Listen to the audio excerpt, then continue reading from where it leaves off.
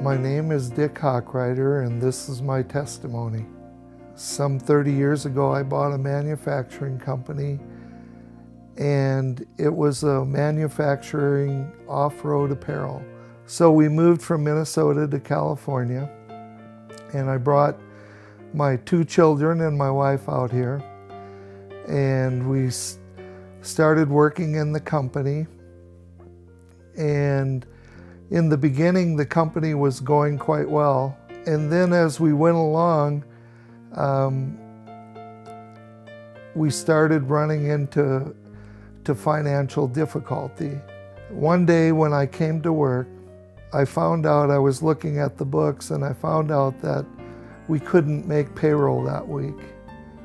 And that was the first time I really realized I was in serious trouble in my company. That was probably the worst day of my life. And we were hundreds of thousands of dollars in debt. We had borrowed money from the banks and from everywhere we could.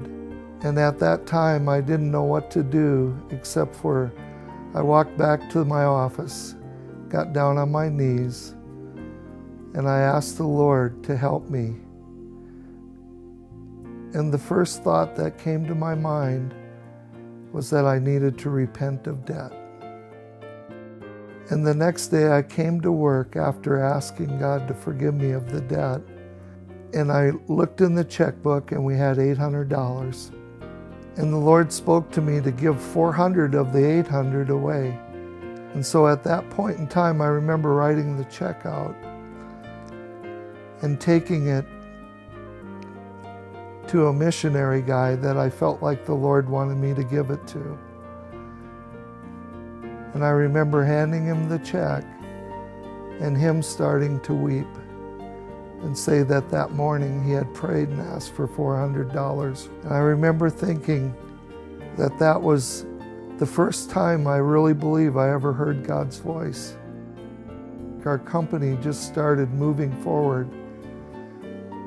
And what I didn't realize is that the Lord was actually transforming our company. We were working for a company, a small company at the time, named Oakley. They asked us if we could find a certain fabric for them. And we didn't know how to find this fabric. And I remember going into this convention center in Las Vegas and looking around and seeing all these vendors and all these people and thinking, what could we possibly find in this place?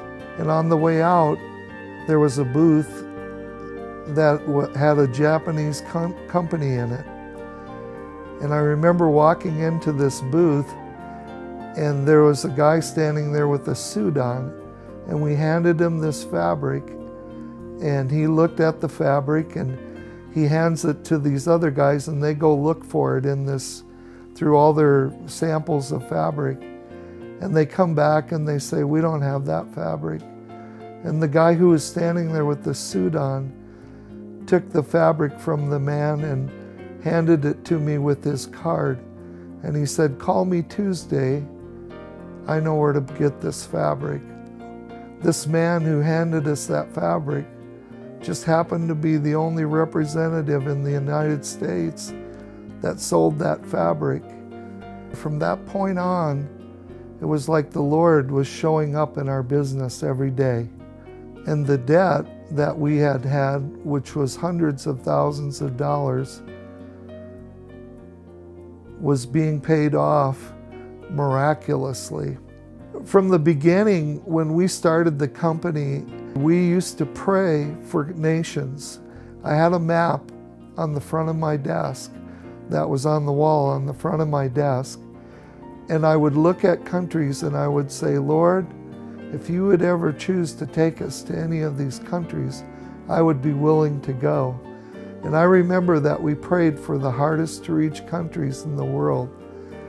And as we would pray for these countries, I would think in the back of my mind, we're in East Benning. There's no way that we could ever go from here to the nations.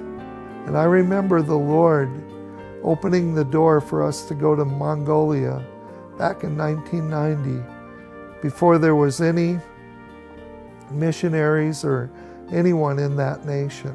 Within 3 or 4 trips, we ended up baptizing the first 36 believers in that nation and bringing the first 36 people to Christ. Now, 20 years later, there's about 78,000 believers in that nation. We were blessed to be a part of that. And then we went to Albania, and the Lord had us plant a church in that nation. And so from the company, God took us literally around the world to many nations to bring His gospel and the kingdom. Romans 8:28, that all things do work together. So any decisions I would make, I would always think that God will work it for good no matter what. And the truth is, He did.